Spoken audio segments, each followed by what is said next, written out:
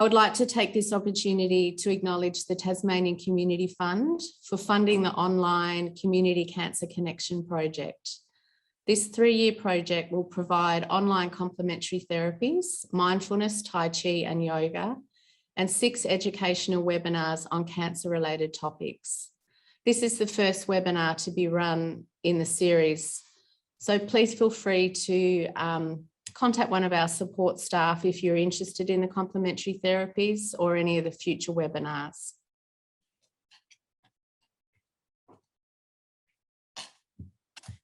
Sorry about that. This is a snapshot of the support services that Cancer Council Tasmania have. Our mission is to minimise the incidence and impact of cancer for all Tasmanians through advocacy, increasing awareness of cancer prevention messages, and offering support and information to people impacted by cancer. We do this by supporting all Tasmanians and all cancers. This can be done through face-to-face, telephone and email support, through evidence-based information and resources. We have a number of practical supports that we offer and a range of complementary therapies and peer support through our support groups. This is a program outline for today, and I'm incredibly grateful to the guest speakers who have kindly donated their valuable time to present today. Thank you. Our first guest speaker is Debbie Dunn, who is a cancer survivor, followed by Dr. Carrie Lethborg, who is an oncology social worker at St Vincent's Hospital in Melbourne. She has a wealth of experience working in the oncology space. Our next guest speaker is Nicole Kinnain, a nurse who works for the Australian Cancer Survivorship Centre, which is part of the Peter MacCallum Centre in Melbourne. And we'll finish up with Andrew Bonzi, who is an exercise physiologist working at HT Health Group in Hobart. I would also like to welcome Jill Pearce, who is moderating the Q&A and chat box. Please feel free to ask any questions throughout the webinar, and we'll attempt to answer some of them if we can, if we've got time. We'll also have some polls, which you've just seen a poll come up. It'd be great if you'd like to participate, because we'd love to see your answers.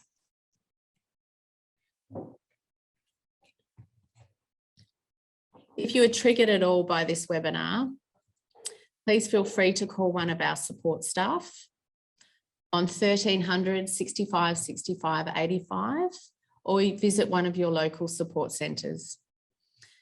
You could also call Cancer Council 13 11 20 during work hours, or Lifeline on 13 11 14 that are open 24 hours a day. We've put together some resources for today's webinar that are around survivorship that will be sent out to you next week with the recording of the webinar. At the end of the webinar, when you leave the meeting, there will be an evaluation that we would like you to complete. We believe that feedback is incredibly important to ensure that we continue to grow and adapt to the needs of the community. We would really appreciate your feedback. It's important as it lets us know that we're working well, or if we need some improvements, especially as this is our first educational webinar that we have run via Zoom. I would now like to introduce you to our first guest speaker, Debbie Dunn. Debbie has a long work career ranging from roles as an accountant, human resource manager, to a general manager at a container shipping company. She left this sort of work behind in the 90s, training first as an accredited mediator, and then completed a 2-year postgraduate program in narrative therapy. She now works in private practitioner. In early 2015, she was diagnosed with bowel cancer, and she'll present some of her story today. Please welcome Debbie.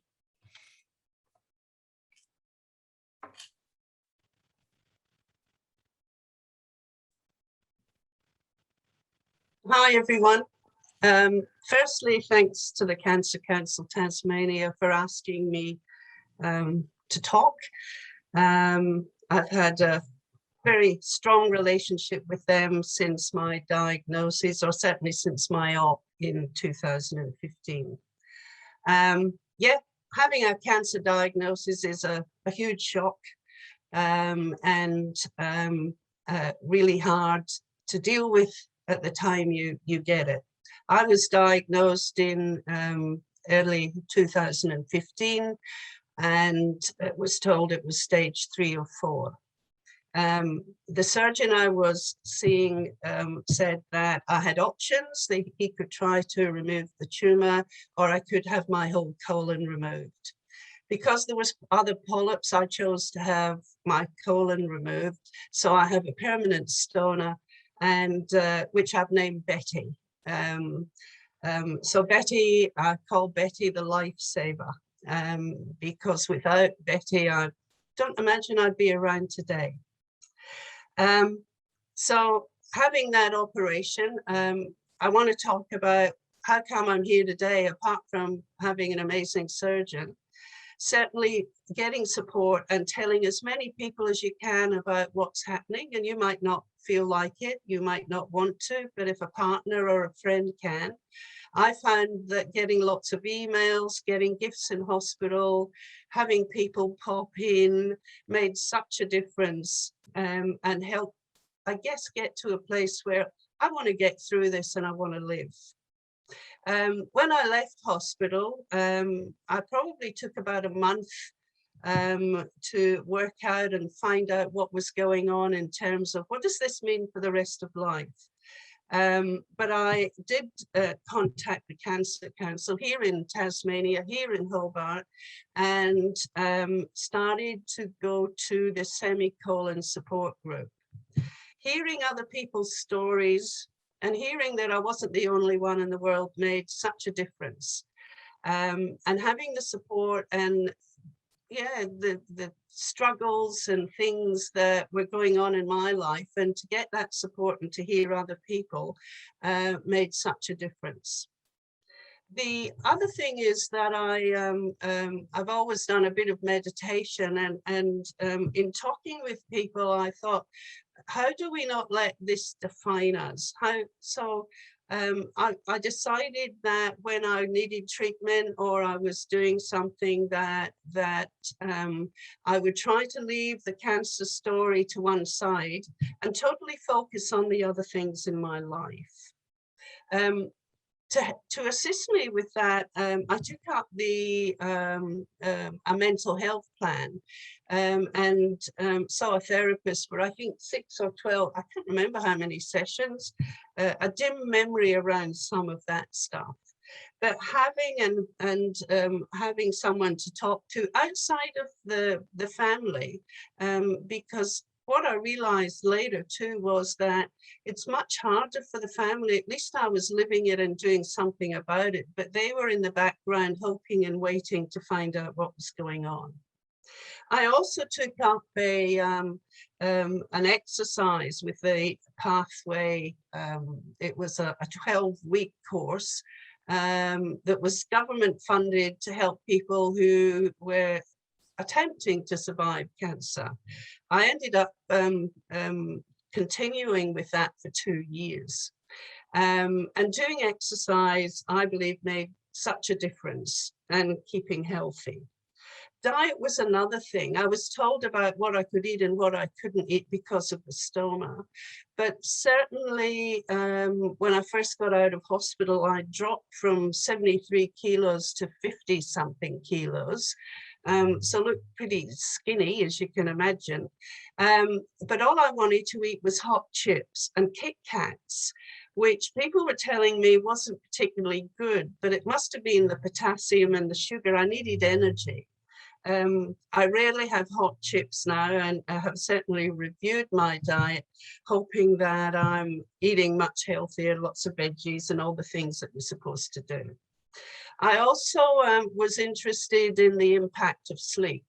Certainly, initially, I was really worried that, because I have to have a bag, that something might happen during the night. So I found it hard to sleep right through. Once I got the confidence that the bag worked, then I was really clear about finding ways to get good sleep. And now I might have to get up once, but I can sleep right through, and I know that's made a difference. I've worked all of my life, and I'm still working, and I realized that perhaps I just focused a little bit too much on work, and I was interested in some of the ideas around work-life balance. But the more I thought about it, I was more interested in moving away from how do I balance work and life, looking more at life balance. So how do I balance my life in a way that makes sense and doesn't bring stress, but makes it possible to still have the time you want with family and doing other things and work as well. Ongoing, so it's been 6 years now, 6 and a bit years. In May 2020, I went to my surgeon for the last time. I gave him a box of chocolates, probably not the healthiest thing. But certainly during that 5-year period following the operation, I wanted to be, made sure I attended every appointment, had every blood test, did whatever I was told, but still got on with life. I'm sure there were times when you just had a blood test and a scan and waiting to see the surgeon, wondering what that might bring. But certainly getting on with life, I think, is one of the most important things that worked for me. So being let loose in May 2020, that's how I think it. I recently had blood tests and everything's going pretty okay. But that was for my own peace of mind. But certainly carrying on with exercise, I walk every morning, I do weights. I at 72 now, yeah, and it almost seems like a dim memory. The op I had, by the way, was on the 1st of April 2015. I thought that was quite a weird thing. So that's my story, and yeah, if you've got any questions. Thank you, Debbie. That was really interesting and great to hear so honestly about your experience. One thing that I was listening to was about the balance. That was a really strong theme that came in while you were talking. And I was wondering, when you're actually going through treatment, were you able to continue doing some exercise while you're actually having treatment? Well, I didn't have chemo. I had no treatment post the op because it seemed like having the whole colon removed made it easier in terms of not having to have chemo or radiation treatment. But certainly started exercising pretty soon afterwards. And I think, you know, filling my body with hot chips and Kit Kats gave me some energy. I've always been a bit of what's my body telling me I should be doing or eating, and tend to follow it. Thanks for that. And I also noticed you mentioned sort of mindfulness and meditation, so looking after emotional health as well. Yeah, I think it's important to be in the moment and to be able to, I guess, be in the present. And I certainly found that helpful, because there was no point worrying about something really. I could only, living in the moment means that you're getting on with life. That was my experience of it. Yeah. So thanks very much, Debbie. Well, I'm going to pass back to Karen, but just a quick one. You'll notice the poll questions are popping up. That's interesting, about 50-50 cancer survivors and 50 aren't. If you don't want to answer the poll question, just click in the top right-hand corner. Okay, I'm going to pass back to Karen now. Thanks very much, Debbie, for your presentation. Thank you. Thank you so much, Debbie. It was really lovely to hear your personal journey, and I wish you all the very best for the future. I would now like to welcome Dr. Carrie Lethborg, who is an oncology social worker and a leading expert in cancer care. Carrie has more than 30 years experience supporting people with cancer and their families. She currently works at St Vincent's Hospital in Melbourne and the Centre for Rural Health, University of Tasmania, and provides staff support for Ovarian Cancer Australia and Cancer Council Victoria and the Breast Cancer Network Australia. She has held honorary research fellowships at Peter MacCallum Cancer Centre and the University of Melbourne, Monash Medical Centre and Memorial Sloan Kettering Cancer Centre in New York.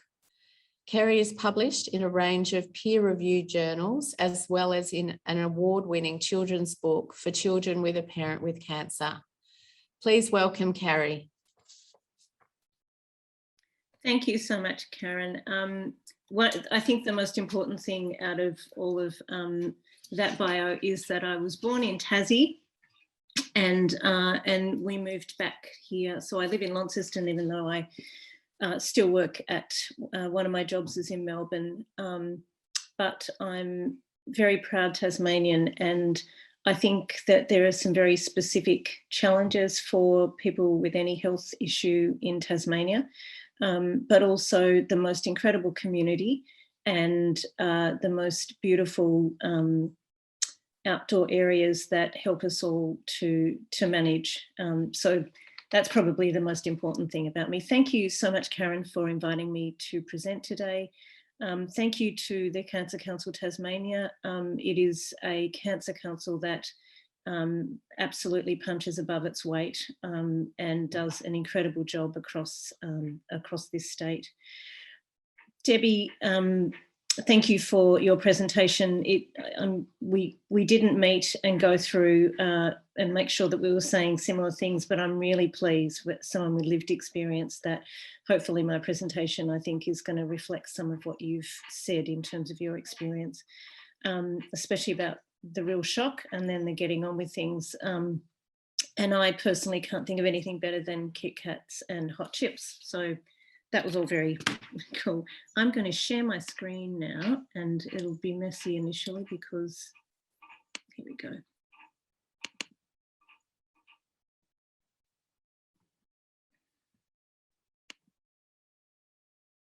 Okay.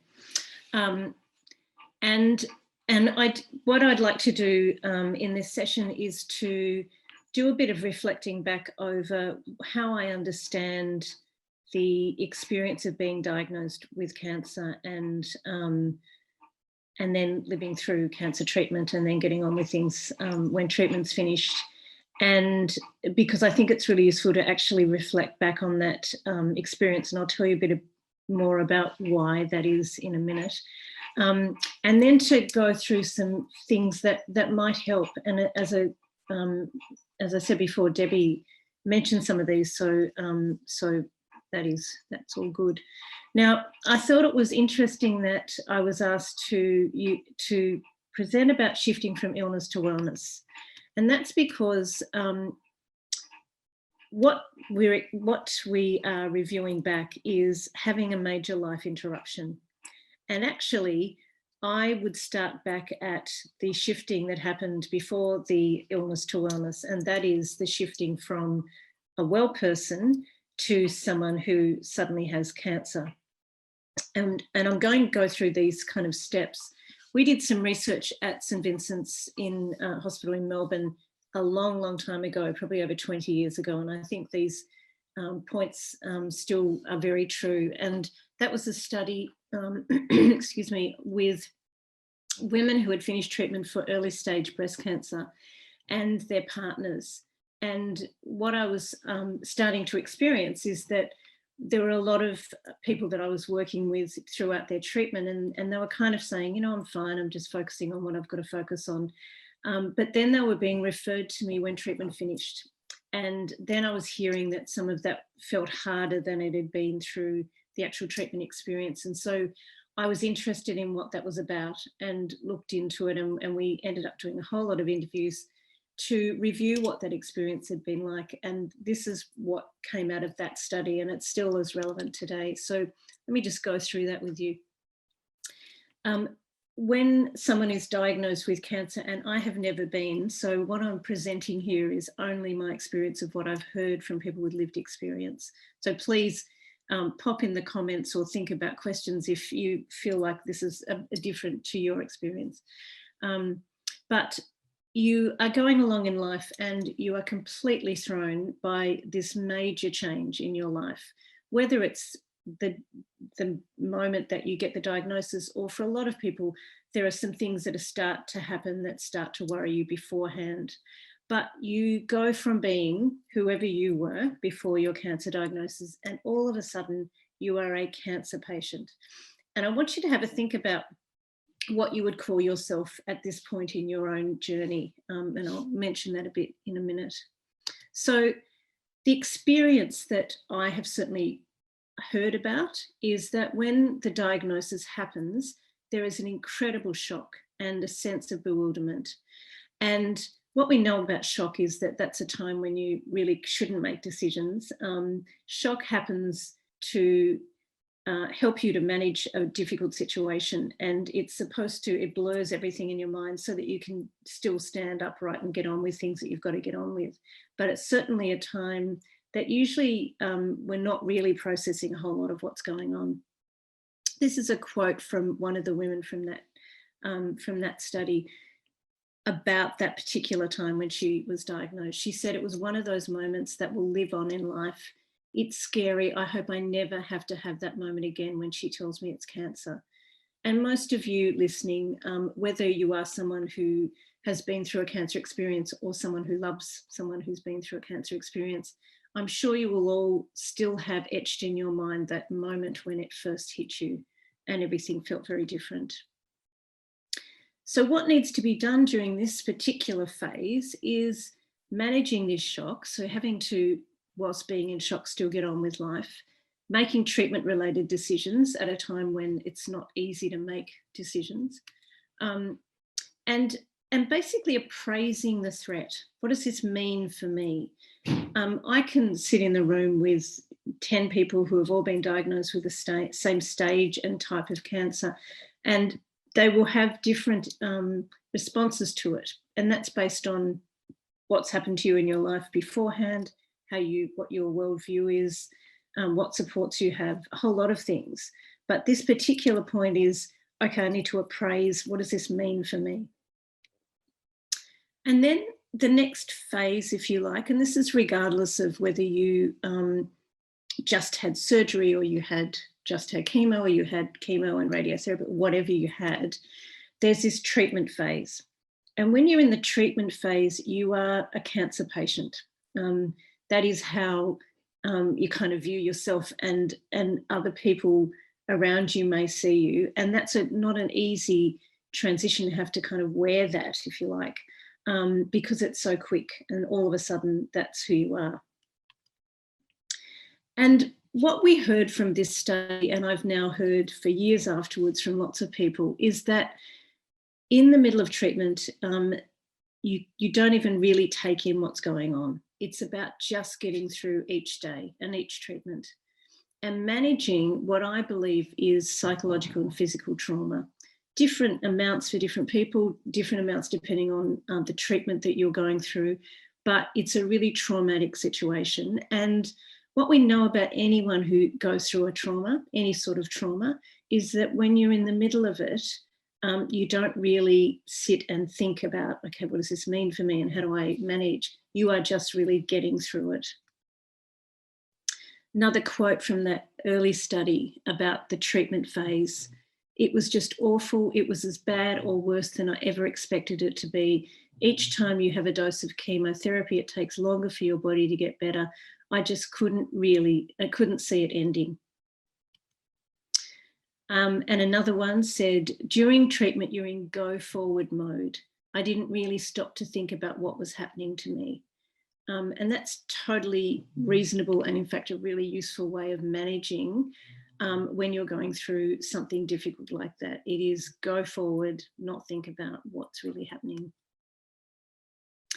So in terms of some of the things that were happening during the treatment phase, and I wonder if this is how it was for you, you're managing this disrupted reality. So you went from being whatever you were doing before the diagnosis to suddenly I'm in this weird world of hospitals and appointments and treatments and people treating me differently and people bringing around casseroles or not coming around at all, whatever it is for you.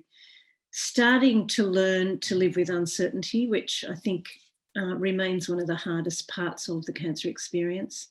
Adapting to all the changes and very much coping with the impact on everyone around you. As Debbie said, it's sometimes harder to think about how family and friends are coping, and that's an extra burden on the person that's living with cancer themselves. So during this time, and this is a useful psychological process, there's avoidance going on. There's a not thinking about treatments, being told that you need to think positively and probably trying to, and that's not easy to do at all. Focusing on all the tasks that need to happen. And there might be a lot more busyness around you in terms of social supports, people coming and going, people ringing and checking in, whatever that means for you. But then treatment finishes. And when I was saying at the start, I wonder how you refer to yourself now, you go from being a cancer patient to maybe you call yourself a cancer survivor. Maybe you call yourself someone who had cancer. Maybe you feel that you are someone who still lives with cancer because of ongoing issues. But you go from being someone quite clearly defined because you're in the middle of this treatment phase to this point of, okay, now what? And so there is a sense of relief mixed with a real ambivalence. So there's this idea of, thank goodness treatment's finished, but there is very much this, now what does this mean for the rest of my life? And it is now, and if we think about this as a psychological process, when you are at the end of a traumatic time, usually that's when you start to process it. So you are both beginning to think about, okay, what's going to happen now in the future? What's important to me? Where am I heading? But there's also a sense of, and this is why I think I was getting more people referred to me at that point, a number of people saying, you know, why can I not stop crying now when I didn't cry during treatment, I just got through. And that's because when you're going through it, you are focused on going through it. And when it's over, and I know for a lot of people, the concept of is it over or not over, but when some of that busyness dies down, that's when usually we review what happened and what did that mean and how scary was that. And it's only because there's a bit of distance, if you like, from that really scary time that we can review it. So it makes total sense to me, but I'm not sure we're very good at supporting people at that point, which is why it's so fantastic to have this session, and that there are places like, you know, Centre for Survivorship in different parts of Australia to actually acknowledge that this is a really big ongoing part of people's lives when they finish treatment. So to show you that kind of juxtaposition between the ambivalence and then the relief and ambivalence. One of the quotes from that study was, I told my doctor, that's it, I'm not coming anymore. It was just so great. I remember another one saying she could have done cartwheels down the street because treatment had finished and it had been really hard. But another quote is from Annie, whereas at the time of going through treatment, the time of being operated on and having all of that, it was a time when I didn't really think I ever had cancer. Looking back now, it was a bit unreal, whereas now it's becoming real. I've heard a lot of people say to me, I don't think I ever really even grasped this idea that I had cancer because I was so just focused on getting through. But when the treatment finished and there's a bit of space, it maybe feels more real. So during this phase, and again, one of the difficult things is knowing how long this phase goes for, and it's different for everyone. There's adapting to the changes that might have happened for you in terms of your values, your attitudes, your expectations about life, constructing a new reality, whatever that means. I know that one of the great desires all through treatment is I just want to get back to normal. I want my life back to what it was. And of course, a lot of things have changed. And for a lot of people, it's changed for the better and there's more clarity about what they want out of life. But there's still that process to go through. Looking back and processing from a distance, and starting to also look forward and developing maybe new goals. So the first thing that I want to really make clear, and I use this term more and more, is that I do believe that going through a cancer diagnosis and treatment is a traumatic experience. And I think because it is very common for us to know someone who's going through cancer, or to hear about cancer being talked about, we haven't acknowledged anymore that it is a really traumatic experience, and that trauma needs to be, there needs to be a recovery from trauma. Let me tell you what happens when we have a traumatic experience. So something bad happens. So it might be the day that you got the news that you have cancer, and it overwhelms our ability to cope. It's actually too much to take in at once. And so our mind becomes really flooded with emotion, and often there is a process of unconsciously stopping halfway through it. It's like watching yourself in a movie that's still going, but the sound's been turned off. So there is that kind of shock of someone using the word cancer or whatever news that you get. And there's a feeling of the terror or whatever it felt like for you. And then there's this kind of freezing. And again, that is to protect you, but it is a response to most traumas. And the cost is that emotion can be really still frozen, I guess, within the body, and can come up again at different times if that process of kind of looking back over it isn't there. So Gabor Mate, who has done a lot of work around trauma and its impacts, he says trauma isn't what happens to you, it's what happens inside you. And those things that happen inside you when you get bad news or when you are facing something really hard is invisible to everyone else, but very clear to you. And I just kind of want to acknowledge that, I think. The process of survivorship, if we want to use that term, is about dealing with the impact that's come before it and is still happening. So I want to go through some of the different parts of our lives that seem to be impacted and that need to be kind of considered. And it's one of the things that I think if each of you can do is to actually think, okay, where am I at on all of these points? So we know, first of all, that it has an impact on ourselves, how we view ourselves, how we see ourselves, how we think others see us, how we would like to be seen, and how we see and feel about our bodies. Each of those parts of us are impacted. And this is a quote, I'm just going to move something on my screen, from someone saying, I miss the old me, I miss the happy me, everything has changed. Now, I'm not suggesting that all of you feel like this, but probably you've had moments where you feel like this, of just wanting that sense of peace of mind to be back there.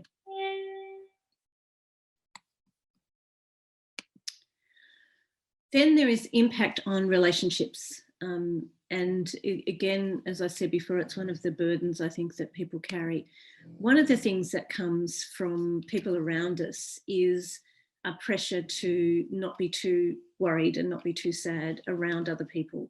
There is this idea that you've got to still be positive, and please don't tell me that you're scared or that you think this treatment might not work because I can't cope with it.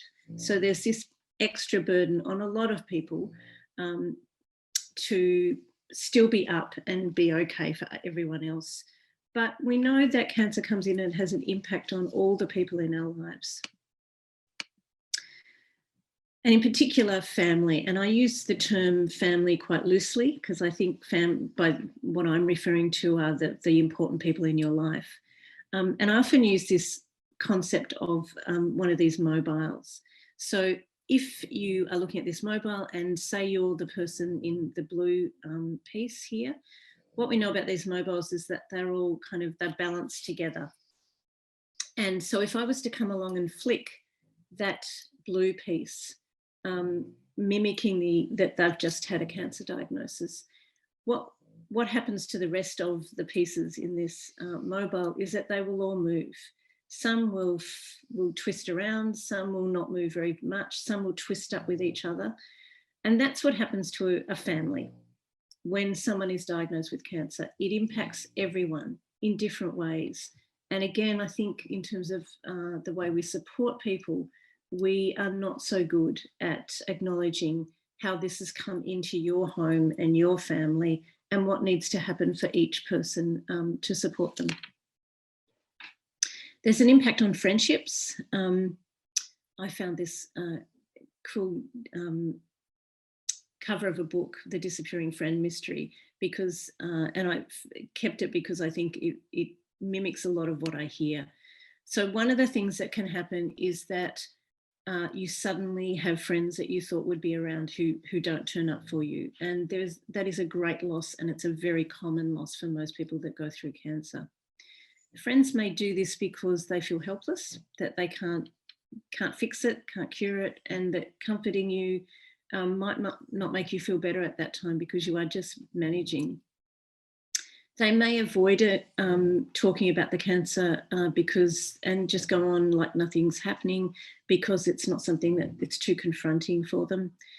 And they may only want to talk about their feelings about your cancer. We all have one of those friends, don't we? Which is not helpful at all. But we also know that we have some incredible people who turn up and they show up, and that really does mean everything. And the most common experience that I hear is that people will say, you know, there were a couple of people that I just would have bet my life that they would have been there if anything bad happened, and they weren't. But there were a couple of people that I just did not expect who were amazing. All of these things have an impact on our adjustment ongoing. And then there's this impact on the body. And of course, depending on the type of cancer you have, the type of stage of cancer, and very much the treatment that you've had, defines how much of an impact that you are going to have on your body. But one of the things that we know is so common and continues certainly during this survivorship phase is the fatigue. And the fatigue, I think, can just be one of the hardest things to manage because it just holds you back, holds you down. And we know, and we'll probably have an expert talking a bit about this later in the session, but part of it is being able to manage that fatigue, but being gentle on yourself and understanding that, and on yourself and understanding, I think, and having family members understand too, that it's a very, very real physical thing. And then impact on your mind. So this is Anxiety Girl, and she is able to jump to the worst conclusion in a single bound. Anxiety is a very common experience for people who go through a cancer experience, and I think it's closely linked to uncertainty. And it's amazing how that at times can really take over. So there is a full gamut of impact from the cancer experience. Let's talk about what we know helps during this. So as I said, anxiety is very common. And one of the things that we know is that anxiety is uncertainty mixed with powerlessness. Now, living with uncertainty is a reality for anyone who's been through a cancer experience. And that has to just be a given. There's no changing that uncertainty is kind of there at the back of your mind. But what we can do is harness what we do have power over to be able to balance that out a bit. So what helps with anxiety? I want to read you this quote. Don't think about what can happen in a month. Don't think about what can happen in a year. Just focus on the 24 hours in front of you and do what you can to get closer to where you want to be. Again, this is something that Debbie mentioned. Focusing on now is one of the most powerful things that you can do in terms of managing anxiety about uncertainty. And it's actually the way we all should be living anyway. It's a really good thing to learn. What we tend to do is start to think ahead, and our imagination can take us in all sorts of places. What if this happens? What if that happens? Am I going to be able to still do this or that?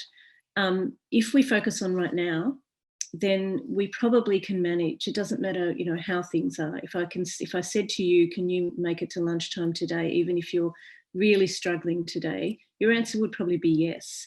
If I said to you, can you make plans for the next, you know, 5 months, especially in these, you know, the times that we're living in at the moment, that would probably feel very hard to actually be able to manage. And so it's about really working hard. You need to do this almost like an exercise, to pull yourself back whenever you start to go into that uncertainty world and say, what am I focusing on now? Right now, I am sitting presenting to all of you and thinking about all of you sitting around Tasmania and your different experiences that you're having. I have a whole lot of other things going on in my day, including a dog who is snoring at my feet right now, if you can hear it, her, sorry. But if I was to be sitting here thinking about the other things going on around me, I would miss this moment, which is an incredible privilege to be presenting to all of you. And so, you know, we really need to keep focusing on what's happening right now and how can I manage it. Be here now. It's a really good mantra to tell yourself when you're starting to worry about something tomorrow or the next day or next month. Bring yourself back to now. The other thing that we can do is to learn how to challenge, get those scary thoughts that come and start to really impact our mental health at a particular time. Now, I'm sorry about this being a little bit blurry, but for any of you who've not heard of this, this is what cognitive behavioural therapy is about. It's about learning how to challenge our automatic thoughts that come in when we start to worry, so that we can therefore change how we're feeling. So I want to give you an example here. So this is a common trigger that can happen to start getting us, you know, move us from having a good day to starting to be really worried. So the trigger is you notice that your shoulder hurts when you're hanging out the washing. The thought that can come into your mind, even though it might not be that obvious to you, is, oh no, the cancer has spread. Then what happens is you'll start to change your feeling. You start to breathe fast, your heart rate goes up, and you might go, okay, I can't cope with this, and go to bed, withdraw, and feel panicked. And the impact could be for this person that you avoid going to your next appointment with the oncologist because it's all too overwhelming. But we can go back and try and work at changing some of those thoughts. So if something like that happened, the trick is to learn how to stop and go, hang on a minute, what is the thought? Is that correct or not? So the challenge might be, there are lots of reasons why my shoulder could be sore. I should address it and move on. The coping strategy to calm down that panic is some breathing exercises. And as I just said, challenge that automatic negative thought. And then think about, what can I do to manage this at the moment? So you could go, okay, I'm going to do something to stop that shoulder pain. You might use a heat pack or take some painkillers. Monitor it for a couple of days. Tell yourself, I'm not going to worry about it now, but if it's still there in a couple of days, I'm going to go and see the doctor and just get this out of my mind. And we have to do this every time one of these scary things come into our minds. Let me give you one more example. Scanxiety, we call this. So you're due for another scan and you've been going along fine, but it's the day before and suddenly you're snapping at everyone in the house. This anxiety is starting to happen. Now, I just want to show you this in a different sort of a different way, because often we don't realize that we're getting upset about something until the feeling happens or we find we're snapping at someone. So we might go, gosh, I've got a real headache and my shoulders are tense. Then we stop and we go, when did that start happening? And sorry, the behaviour might be that, you know, we're snapping at everyone, unable to sleep. And the impact is that there's a tension all in the house and you feel like you're not coping. But if we look back, it might be that we're worried about the scan tomorrow, but we haven't kind of acknowledged that. So we go back, what is the thought that's been happening? So the thought might be, it's going to show that the cancer is back, the treatment hasn't worked. If it does, I'm not going to cope. Okay. How can you fix it? So when you notice that your behavior is changing, you stop and you think, okay, what's happening here? Why am I feeling this way? And we go back to the thought and we might say, you know what, this is a scheduled part of my care. Of course I'm anxious, but I'm going to go and have it done because it's part of the plan. And the coping strategy is that I'm now going to plan for the lead up of all my scans. So the day before scans, I'm going to stop and know that those days are not going to be easy. And I'm going to tell people around me that that's why. So part of dealing with the anxiety can be actually doing this kind of process. Okay, so first one, challenge is dealing with anxiety. What can help? Deciding on what time frame you can cope with and only focus on that. Be here now and learn to challenge automatic negative thoughts. The second thing that I think is useful to think about is this concept of authenticity. Who are you now? Who do you want to be? How being authentic and being able to be yourself, I think, is more and more important when you have been through the trauma of a cancer experience. Authenticity is about self-awareness, so knowing these are the things that are important to me, and courage, which is I'm going to start asking for what I need and be clear about what I need. What helps authenticity? It's a daily practice of letting go of who we think we are supposed to be and embracing who we are. And I think anyone who's been through the scary moment of having a cancer diagnosis absolutely deserves to say, I'm going to start living my life the way I need it to be lived. The bravest thing is you can be is yourself. And that's a really important thing to help in this process of moving forward. So authenticity is about stopping and taking stock. Who am I? What's important to me? What do I want to say no to now? What do I want to say yes to? And being able to stop in sessions like this and think, how has this cancer impacted on me at the moment? And what things do I need more of in terms of what I deserve in life? The other thing is dealing with the concept of despair. And that can happen when we feel like the suffering of a cancer experience is saturating everything in our life. And maybe one of the things about this period of survivorship, moving into this phase, is about what things are meaningful to me in my life and how am I going to rebalance things so that I'm focusing on those good things as well. What helps with despair? Remembering what brings you joy and going there. And often those things are very simple, ordinary, meaningful things in life. And it might be pulling back on work. It might be making sure you get to the beach more often, that you spend time in the garden, that you're reading books, that you're connecting with just a handful of people that mean a lot to you. But what we know is that will rebalance things in your life. So think about what brings you joy and when was the last time you did that and how can you have more of that in your life? Enjoy the little things in life. For one day you will look back and realise that they were the big things. I think that happens for nearly everyone who gets a cancer diagnosis. Suddenly you go, you know what, these are the things I love. These are the things that make me feel good. Of course, having these insights into meaning is not always welcome because, and I'll read this quote out, "Dear Cancer, thank you for making me stop and listen to remember what's truly important. You can go now." So I'm not saying that this is about just look at all the lovely things in life and everything will be great. I understand it's a balance. So when I talk about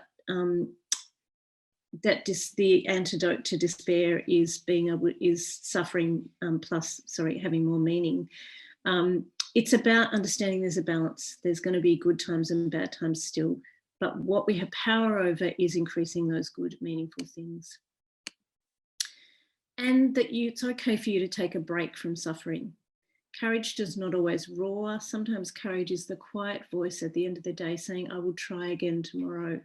So you're allowed to take breaks and you're allowed to have days that don't feel okay. So despair, suffering minus meaning. Identify what brings you meaning and work on how to have more of that, and allow yourself permission to not be brave sometimes. I'm going to finish with this, and it might sound very confronting for me to put the regrets of the dying, top 5 regrets of the dying up here. I'll tell you why in a minute.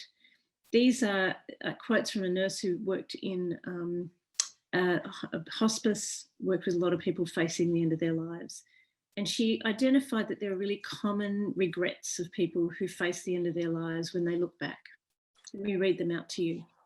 I wish I'd had the courage to learn to live a life true to myself and not a life others expected of me. I wish I hadn't worked so hard.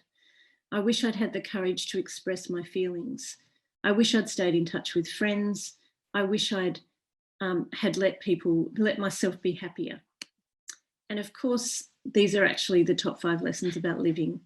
And they're all lessons that I've absolutely heard from many people that I've worked with. And I hope that you can take some of these points and work out maybe some ways that you can put some of it into your life to be able to manage the ongoing challenges that you might have. And that is me. Stop sharing. Okay. Thank you. So thank you, Carrie, for that. That was great. And that range of impacts on our lives, our self-identity, body, mind, relationships, and then some really useful ways to try and manage those impacts. And I did like those 5 lessons for life. I think really, really good. We are running a little bit behind time, but we've got one question that's come through, so I will ask that.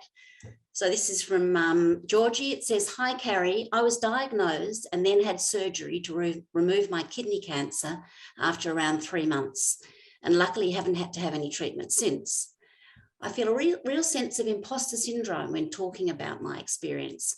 I feel like because I didn't have to have any chemo or radiation, I'm not what fits into what people think a cancer survivor looks like. Can you give me some strategies to help me feel more comfortable talking about and sharing my story? Thank you for that question, Georgie, and I do apologise that I went over time. That was terrible of me. Georgie, everyone's cancer experience is very different, and you would have still had, I assume, that moment of shock when you received a cancer diagnosis. That part is, we can't take that away from you, and you went through that experience. I have heard so many different ranges of experiences. There are people who 5 years down the track are still really struggling with things. And there are people who are just so full of joy because it was the wake-up call that they needed, and they changed a whole lot of things about their life. So I don't want to at all suggest that these experiences are what everyone goes through. And, part of what I guess for you to think about is, what do you call yourself? How do you describe it? You had a cancer experience, and that is the reality.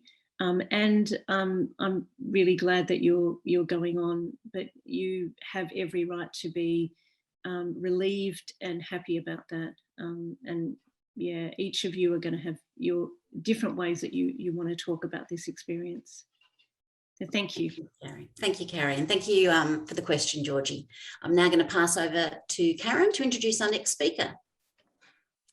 Many thanks, Carrie, for your wonderful presentation on the emotional impacts a cancer diagnosis can have, not only on an individual, but on their family and friendship group too. And I loved your explanation on cognitive behavioural therapy. That was really, really good. Our next guest speaker is Nicole Kinnain, who is a project manager at the Australian Cancer Survivorship Centre and a nationally recognised specialist gynae-oncology nurse with expertise in cancer survivorship. She is an early career researcher with a demonstrated track record of generating and implementing evidence for multidisciplinary cancer and cross-sector survivorship care. Nicole is currently undertaking a Master of Philosophy at Melbourne University in her final year. Her career objective is to improve outcomes and experiences for cancer survivors through a dedicated nurse clinician researcher role. Please welcome Nicole. Thank you. Thank you so much for my introduction. I feel like the imposter there. And thank you, Carrie and Debbie, for excellent presentations before. I'm going to share my screen now.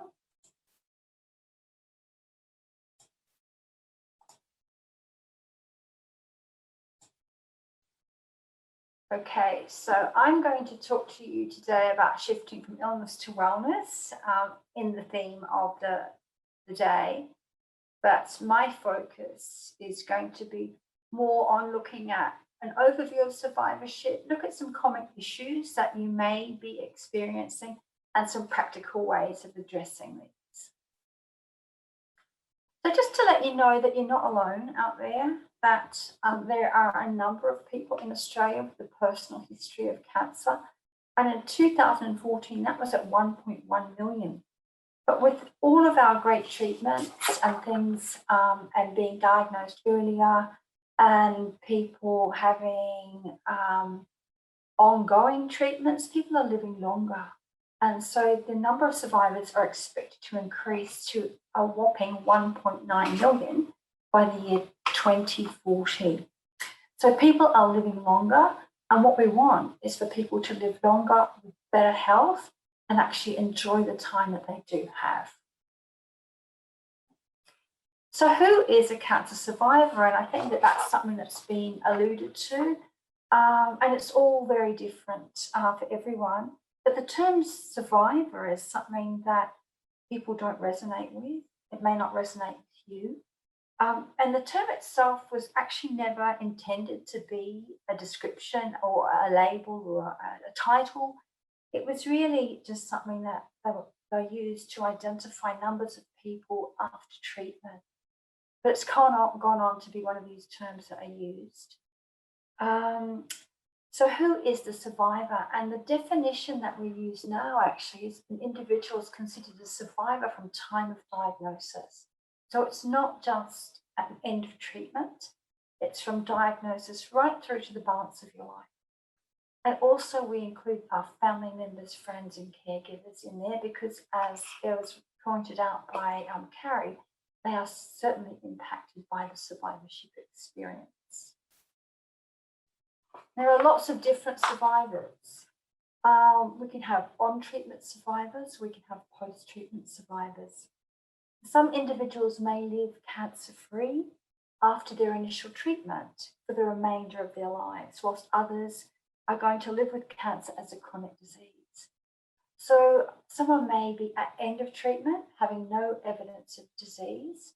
Someone may have treatment as an ongoing maintenance therapy to reduce the risk of their cancer coming back. And some people have treatment and are survivors, and they still have disease, but we're keeping their cancer under control. And not forgetting our carer, our friend and our family in that experience too. So there are so many people in this term survivor. So what does it mean? It's unique to everyone. So survivorship, it's unique and it's an ongoing experience, which is different for everyone and for those close to them.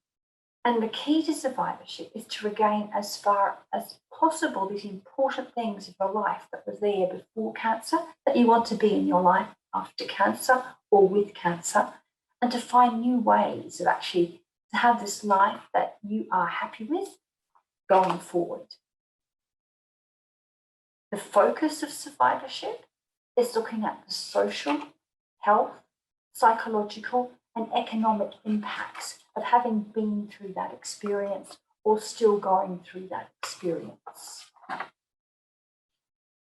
Survivorship and survivorship care are often interchanged. So when we're looking at survivorship care, we're looking at the management of late and long-term effects that may have happened from treatment. We're looking at that time frame where perhaps treatment may be needed and be reintroduced in the future. Simultaneously, we're looking at how can we help you improve your quality of life whilst you're going through that. I know that there was the question to Debbie earlier, exercising during treatment. Well, actually, that is one of the key recommendations for everyone. So we're wanting to bring in all of these well-being and lifestyle changes that can positively influence people in their experience both during and after a cancer treatment. We want to improve people's psychological and emotional health. As Carrie was saying, you know, there are a lot of things that people go through, and equally, there may be lots of things that you were going through prior to a cancer diagnosis and treatment, and cancer happens. And how are you going to manage all these things together?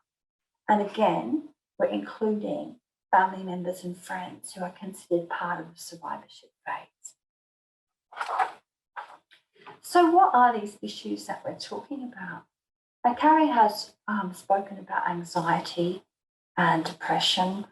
We're looking at fear of cancer recurrence and progression, but there's a range of issues that people can experience both during and after treatment, such as cancer-related fatigue, which is often underreported and under-recognised and undertreated. There can be changes in body weight, there can be loss of weight, there can be weight gain, all associated with treatment or after treatment as a consequence of these. There can be difficulties in eating and drinking, maintaining a healthy weight for height, being able to eat this nutritionally balanced diet. There could be fertility issues that have been as a result of cancer treatment, so loss of fertility, or there could be triggers associated with not being able to have what you thought you could have in your future. There can be these financial toxicities which are significant for people undergoing treatment. A lot of out-of-pocket expenses that aren't considered part of care. There can be thinking and memory disturbances as a result of one, having cancer itself, having surgery, having a general anaesthetic, having chemotherapy. Often it's referred to as chemo brain or chemo fog. So there are things that can additionally impact on people's ability to get back their life in the way they would like it to be after a cancer experience. There can be impacts on sex and intimacy as a result of the cancer diagnosis, of fear, of the actual treatments impacting on our physical abilities, and also other emotional impacts as a result of having a life-threatening disease that can make it difficult after illness to resume a close personal relationship. Other physical things could be early menopause for women or hormonal changes for men, yet again impacting on physical and emotional health. Things like lymphedema can happen after someone has had a removal of groin nodes or underarm nodes and had further treatment such as radiotherapy to these areas. And these sorts of things can be ongoing and need ongoing assessment and help. Pain is another thing that people often talk about after having had cancer or during cancer, and it's managing this pain in an effective way that may or may not require analgesia. It could be non-medical ways that we need to manage these sorts of symptoms. And also returning to work, getting back to work after a cancer experience. This is all issues that people are experiencing. How do you get back to work? How do you tell people at work about your experience? How do you have that conversation with your employer that, I'm ready to come back to work, but I just don't think I can come back in the capacity I was before. And that could be a gradual return to work that you require, or it's because you may have some thinking and memory issues associated with treatments that you have received. And sleep issues, we had heard about sleep issues a bit earlier, and there can be many reasons for that. It could be associated with ongoing medications. It could be associated with menopause. It could be associated with worry and concern and uncertainty for the future. So these are just some of the issues. But what is important to understand is that these issues can be predicted as a result of having a cancer treatment. But just because they're predicted doesn't necessarily mean that they are addressed. So they can remain unmet needs for people when they're going through this after treatment phase, or they are in a routine scheduled surveillance. So you're going to routine follow-ups. You have these issues, but the issues remain unaddressed. And this is when they become unmet needs. And interestingly, the most common unmet need reported for Australian people after cancer or after a diagnosis of cancer is fear of cancer recurrence and progression. So it's actually something that's very common. Up to 70% of people are reporting that. So you're not alone if you are experiencing it, but it's important that we find the right supports and help you to support and manage any of these issues that can be experienced. So just some practical help there to help you in managing some of the issues. There is a common issues directory on the Australian Cancer Survivorship website, and that is the web address just there. What's important, I thought I'd point out to you about this, is that we have 13 of those common issues there. For example, if we were looking at chemotherapy-induced peripheral neuropathy, you could click on that if that's what you're experiencing. And in this directory, we actually offer practical information and support. So there are links to resources, there are links to information about how you can manage, also links to services that may be of relevance to you. And if you live locally in Melbourne, I'm sure that not many of you do, but there are some local services there. But interestingly, your service that you are linked in with in Tasmania may well have contacts or links into the services in Melbourne. So it's not something to be underestimated about where you can actually get your support from. But going to this site, just there are different areas of issues that you can look at, and also different areas where you can get support. So that's just a practical tip for you there. Another way of actually thinking about survivorship is to maybe make a record of what's happening to you. So we've heard about how it can be a time of, not addressing things or blocking them because that's a way of coping, or not thinking about them because there are so many other things happening.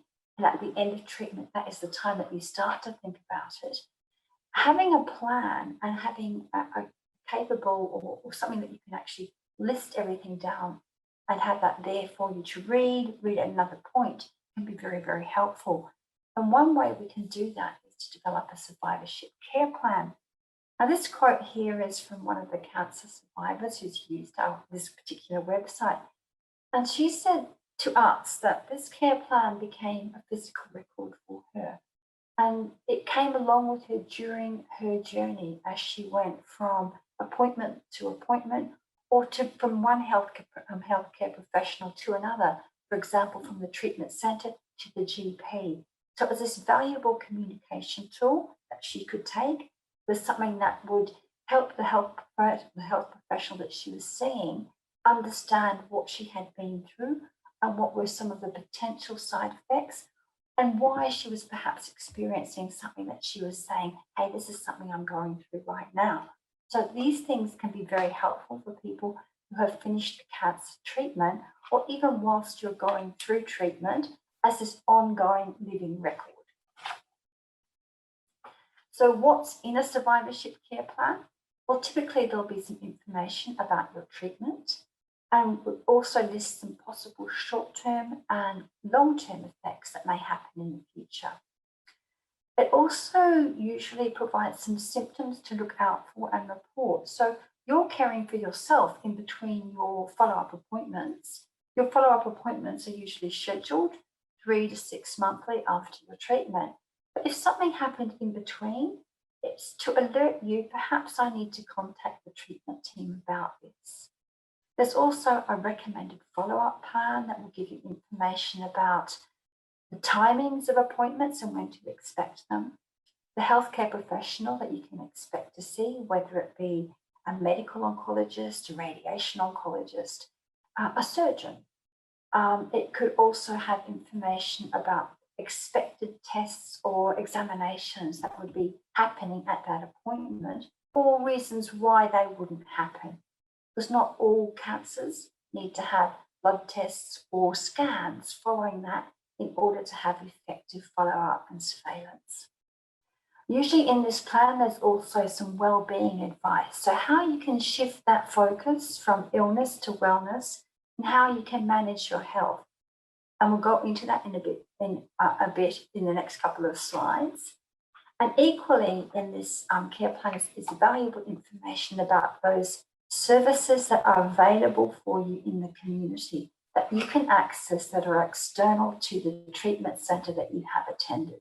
Because often when people are in follow-up, the services from the treatment centre may or may not be available to them.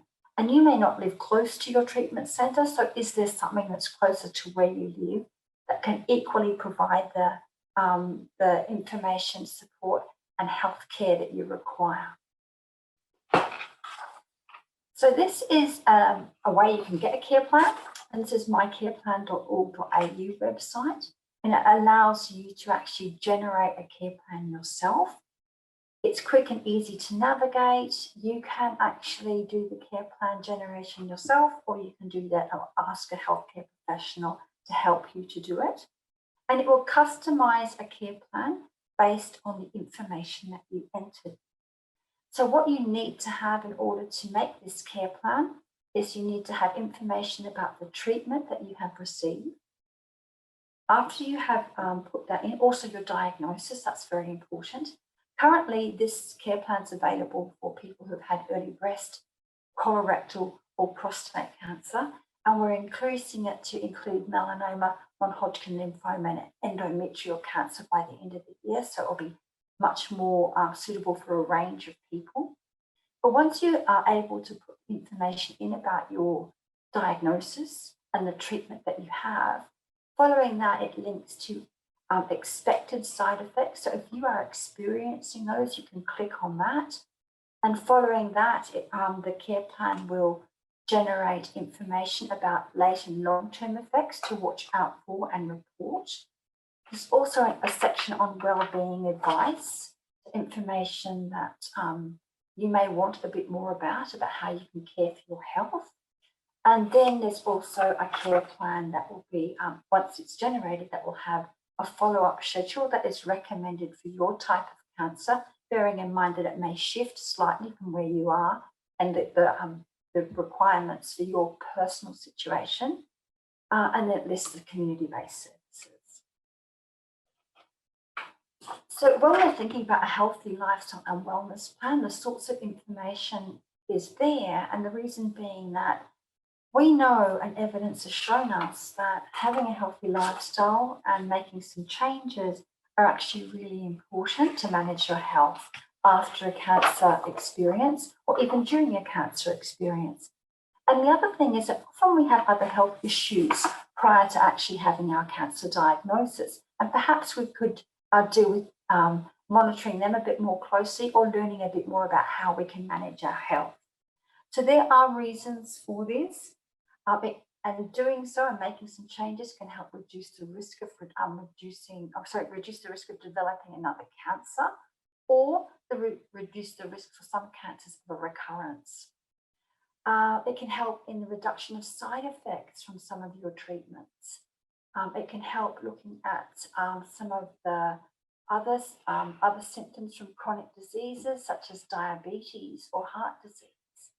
So you can have an overall improvement in your health and well-being. And so you can have a healthier and a longer life. So there are lots of positive things that come from having a healthy lifestyle and a wellness plan. So this can be generated through your after treatment care plan. So what can you do? And I know that we've spoken, it seems very easy. I've just said it so quickly, it can all happen. You get a care plan, it will all be great. You'll get a printout and we can all move on. But we understand that these suggestions may seem simple, but it's not as simple to actually implement.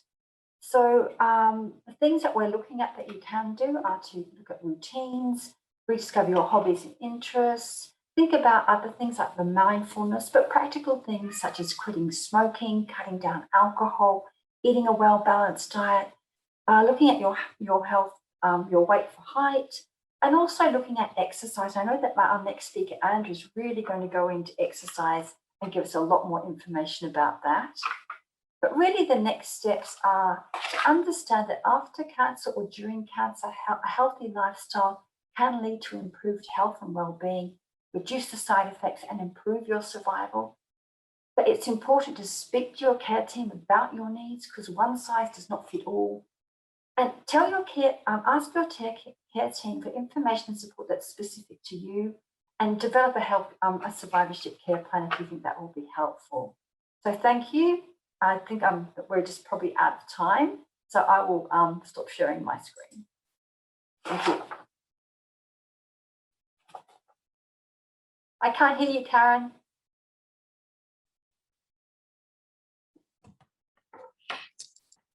Many thanks, Nicole. That was really interesting to learn about the issues experienced by survivors, especially the survivorship care plans and that importance of staying well. As we are running a little bit behind, we'll skip question time. I hope that is okay, but people can still message you directly. Certainly. I'd like to introduce our final guest speaker, Andrew Bonzi. Andrew is an exercise physiologist with 20 years of experience and is the director of the HT Health Group in Hobart. He's taken a particular interest in exercise oncology over the past 5 years, with so much promising research demonstrating the benefits in prevention, treatment, and in survivorship. He was involved with a pilot with Cancer Council Tasmania for cancer patients and continues to work with clients individually along with his exercise physiology, physiotherapy, and medical acupuncture team as they work through treatment and into survivorship. Please welcome Andrew. Thanks, Karen. This is a great experience to be able to join this great group of presenters already, and hopefully I can add a little bit more to that piece. As I said, I've been really interested probably since 2016 in working with both cancer survivors and also people going through treatment. I'm just going to try and share my screen here. Is that going to happen?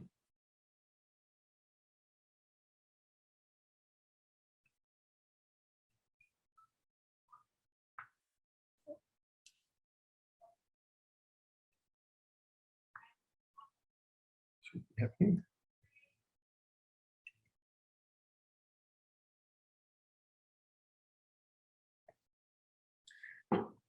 Since 2016 in particular, I started taking a real interest in exercise oncology. I went to a series of lectures given by Prue Cormie, who's actually was from Perth and now is in Melbourne, and has done some amazing research with her colleagues into how beneficial exercise is for people at all spectrum of the from preventing cancer in the first place, obviously, to helping during treatment, which is the most extraordinary thing with, exercise and gyms and things popping up in hospitals and people having chemotherapy and then going straight to the gym afterwards. For an example, there's some great work happening around Australia in this area.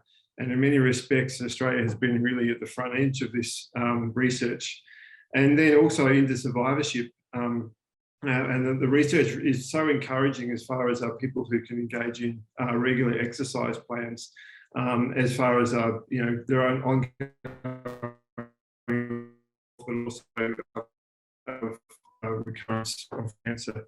For major cancers, it's up to 30 to 35% reduction in recurrence, which is is extraordinary. But it's it's not as easy as just taking a tablet or something. It actually takes quite a bit of effort. And I guess that's kind of where often someone like myself, an exercise physiologist, would come along and try and make it, make it a little easier for patients who are either going through treatment or have come out the other end of treatment, to be able to then devise a plan for themselves and to be able to move forward. because the difficulty is that there is so much happening, as the other speakers have talked about, both during and after treatment. It's quite a mess, and it's quite a difficult challenge to kind of navigate your path going forward.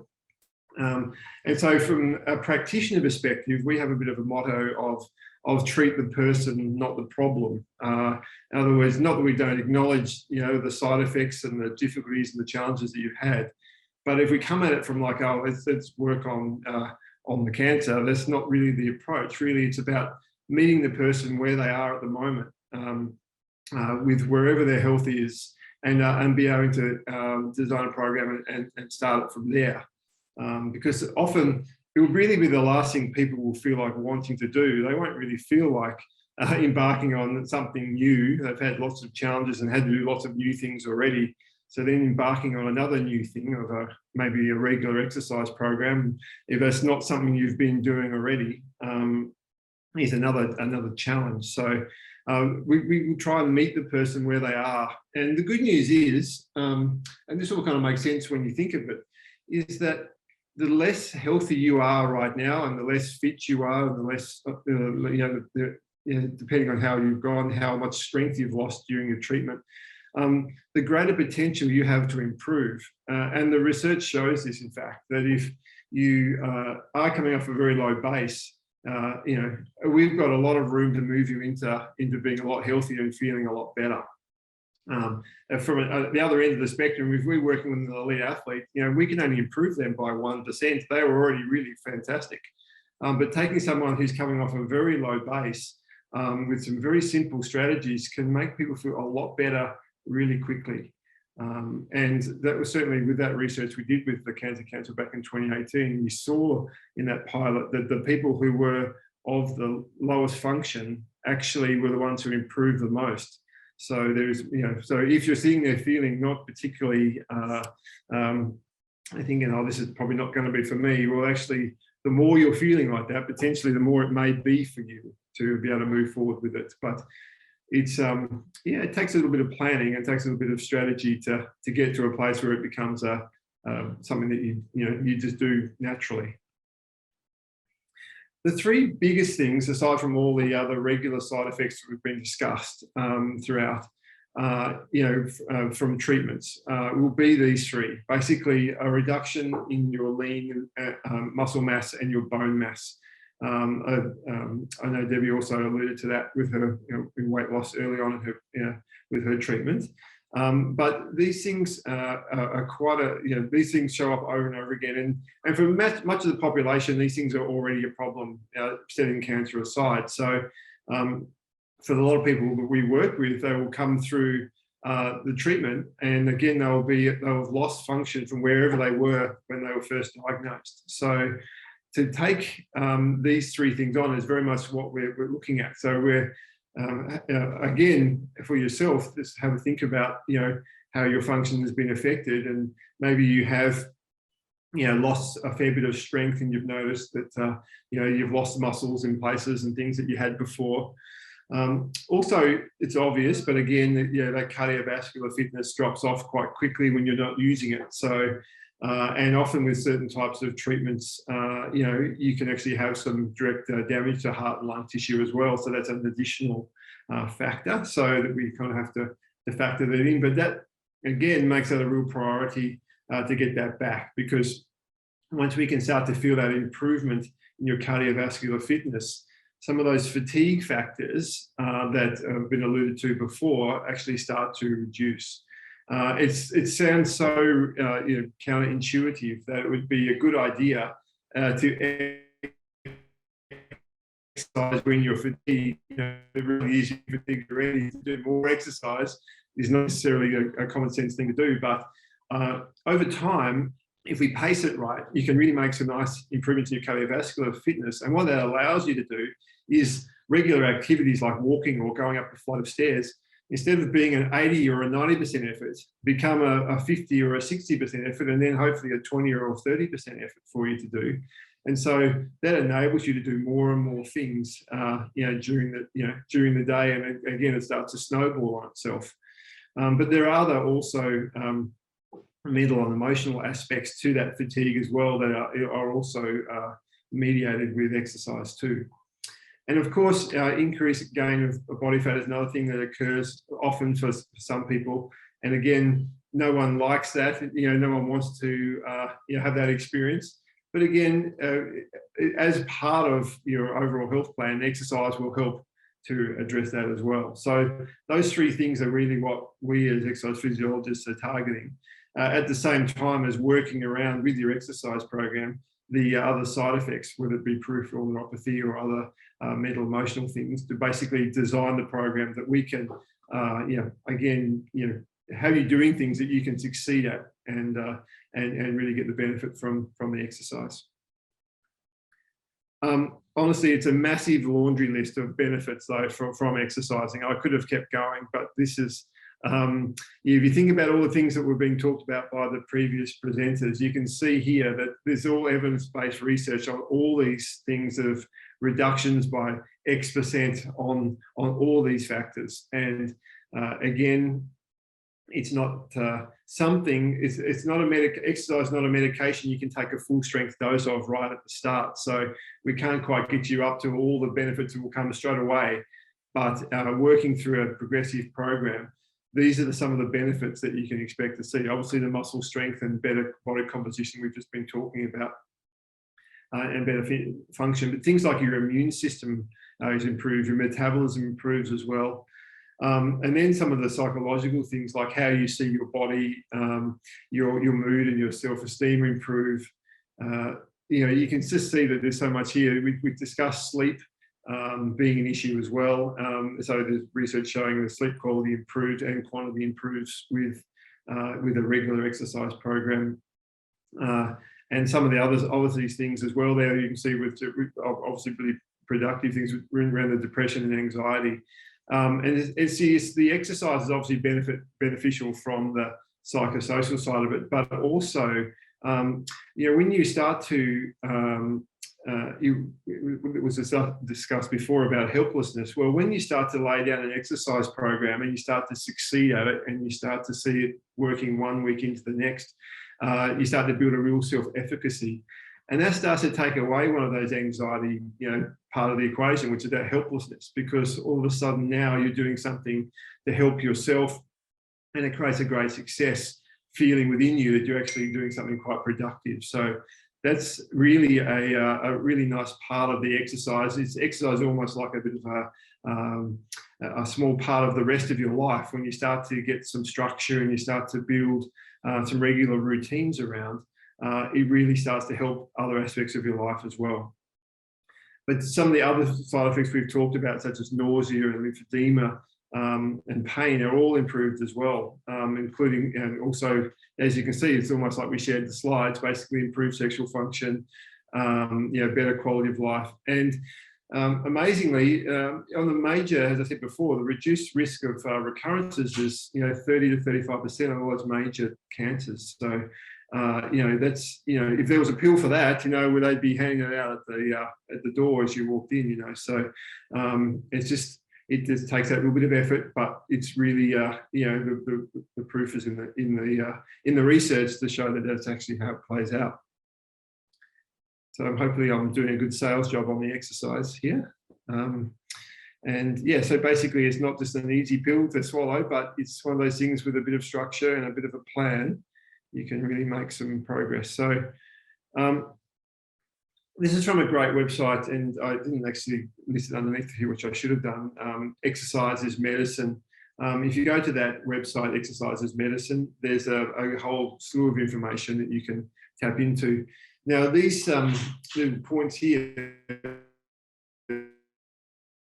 they're worth talking about, just one by one a little bit, because it depends on where you are in your treatment and where you are in your recovery as to which one of these you kind of jump in at, if that makes sense. So the first one, limit sedentary behaviours such as sitting or lying down.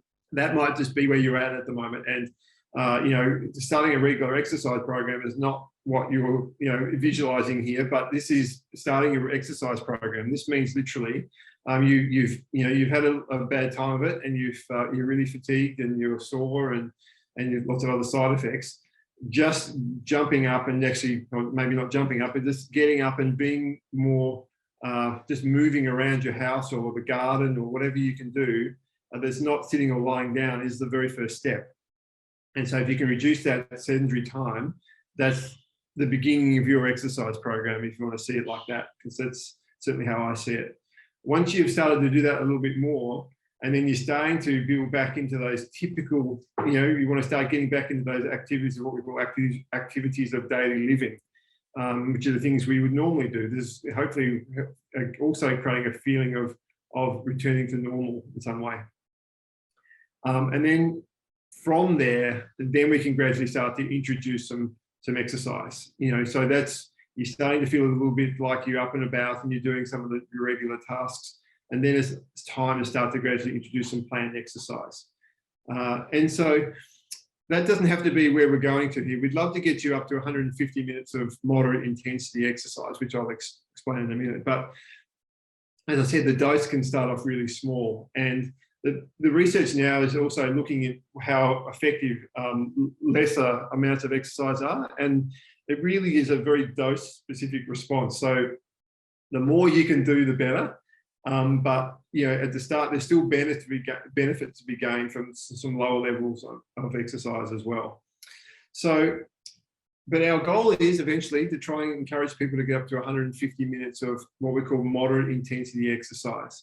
So, what is moderate? What does moderate mean? Moderate kind of means, in the fact, you can feel your body temperatures up. You can feel your heart maybe doing a little bit in your chest. And you can, you can basically feel that your breathing is not as easy as it was before. You're actually starting to feel like your breathing is being challenged. You can still talk to someone, but you probably couldn't have a long conversation. That kind of level of exercise is where we'd like to try and challenge people to get up to. But the reality is, for some people, just doing sit-to-stands from a chair might elicit that response already. So that's where you are at the moment, and that's fine. So that's having the effect we want. So it doesn't have to be this visualization of like lifting heavy weights in the gym.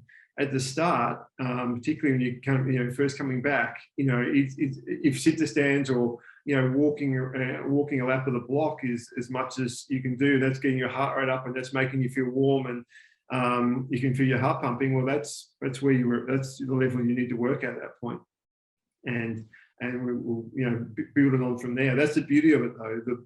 The body's an extraordinary thing. It wants to respond. So you give it a little bit of stress, and it will adapt to it. And so the trick is not to overreach. We're trying to find that level that just challenges you that little bit, that gets you out of your comfort zone that little bit, and then sit back and allow the body to do its magic, and then start to respond and recover, and then be able to get that little bit stronger and that little bit fitter to be able to adapt to what demands you're placing on it. And it's as simple as that. It's just a recipe of challenge the system, look after it, nourish it with sleep and good food, and then allow it to come back and then do it again after recovery.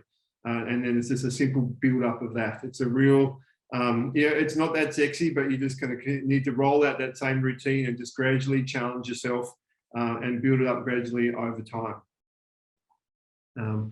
The more you can spread this exercise out over the week is better. So not to try and do it all in one sitting. You think about the things that I can change for you as far as an exercise program is concerned, is the frequency of how often you do something, how often you do something when you do it, and then how intensive that is when you do it. And so much in the newspapers and the media is about intense exercise and things like that. But to start with, what we're trying to do is just to get people to do something frequently. So exercise frequently at whatever level you can manage, and then we can build volume in each one.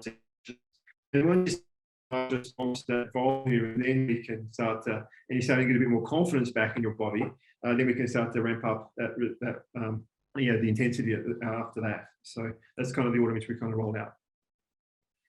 Okay, so here basically just going to go through some of the other little tips that the research kind of shows, is that we want to have some aerobic exercise in the program That's kind of like the main staple. And for most people, that will be walking initially. They might have an exercise bike at home or something like they might like to do. But yeah, again, challenging the system that way, again, the heart and lungs working. I call it working the plumbing and the electrics, basically. We're trying to get those cardiovascular system going again, if it hasn't been had as much attention as it had previously, and just trying to start to build that back up.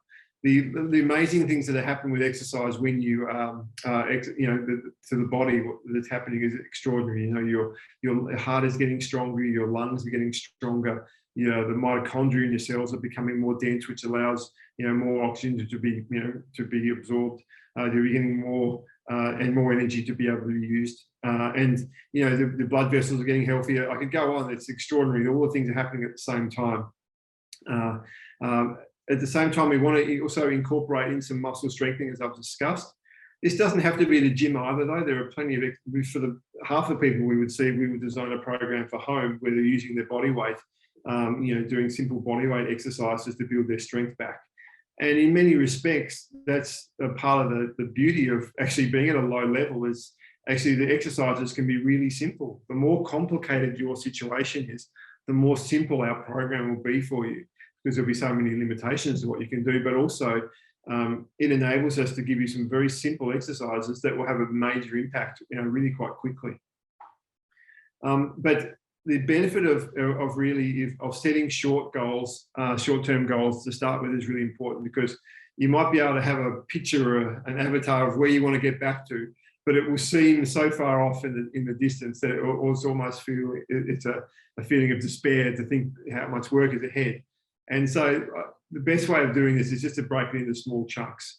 As the previous speaker said, it's really about just making it a sphere of a realm in which you can manage and you can cope in. And we talk a lot about basically building up from very small things, big things grow. And so kind of little things over and over again lead to big things. And it doesn't seem like it at the time, but each time you do that exercise program, each time you do the things which are right for you and your body, the better off you'll be. But it kind of all starts to snowball over time, and you look back to see where you were, and it's a long way back in the distance.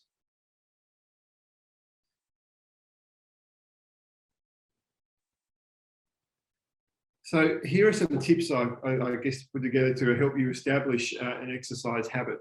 The best and first thing to do is start with what you know. So if you were a regular walker before and that still works out with you with what your current situation is, then start with that. If you love cycling or swimming and that still works out for you with your current situation, then get back into that. What you know is the most important thing to get started with. You'll be confident with that. You knew it, you had routines around it before. Start back there. The best exercise is the one you're most likely to do. So whatever you enjoy doing is really important. So although we'd like you doing this and that, to get started, particularly, pick something you enjoy. It might be, even just going back to having a hit of tennis or golf or something like that you may have done before, or just, as catching up with a friend and going for a walk. Those things you did before are the ways to get it started. And then to kind of continue that process on, what you want to try and do is make good habits easy. So if it's a walking program you're getting into or a gym program you're getting into, have your exercise gear ready to go. You got your shoes and the socks and the gear all ready to go. It's all, and kind of take away all the barriers that may well be there to deal with it. Another thing you can do also is to try and find a training partner. So basically what we want to do there is have, you've got maybe friends who have been involved through the program, through your treatment, what have you.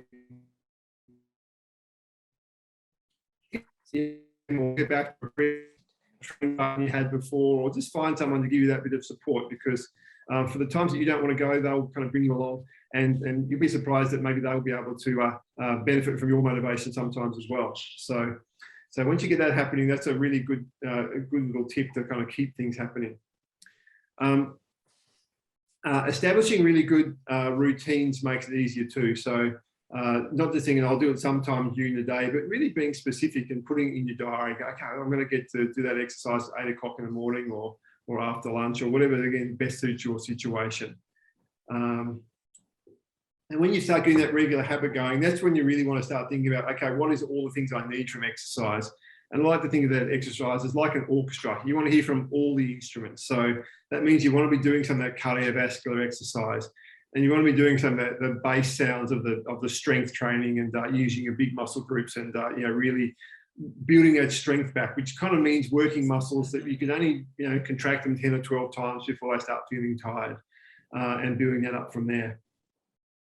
And then continue then to build on your own support network. So that might be, tapping into, joining the local swimming pool or the gym or whatever else, and then building that network around you so that this really becomes a normal part of your life. This is just something that you do and it's a part of your identity. So those little few ideas there may be beneficial just to have a look at one by one and just start to incorporate those into your life as well. So that's all I have for you. Thank you very much, and appreciate your time. Thank you, Andrew, for such a great presentation on a very important topic. We all need to increase our physical activity if we can, and I think you've inspired all of us here today. We're nearly at the end of the webinar, and I do apologise for running over time. I'd like to say a huge thank you to all the guest speakers, Debbie, Carrie, Nicole and Andrew, for their time, expertise and generosity of sharing their knowledge with us today. Thank you to Jill for moderating the chat box and asking some valuable questions. And thank you to Mickey for all your amazing tech support. We could not have done this without you. And finally, I'd like to thank the Tasmania Community Fund for funding the OCCC project and this webinar. Our next webinar will be on family communication and connection through cancer. It'll be held next March, April next year, so please keep an eye out for registration details. I'm going to skip this slide, but it will be in the webinar recording for you. And finally, I'd like to say thank you to everyone who attended the webinar today. I really hope that you have gained some insightful information that may help you on your own personal journeys. And as I said at the start of the webinar, evaluating our programs is incredibly important. And I would encourage you to take 5 minutes to complete the evaluation to let us know that we are working well or if we need some improvements, especially as this is our first webinar that we've run via Zoom. Many thanks, everyone, and I hope to see you at the next webinar. Bye.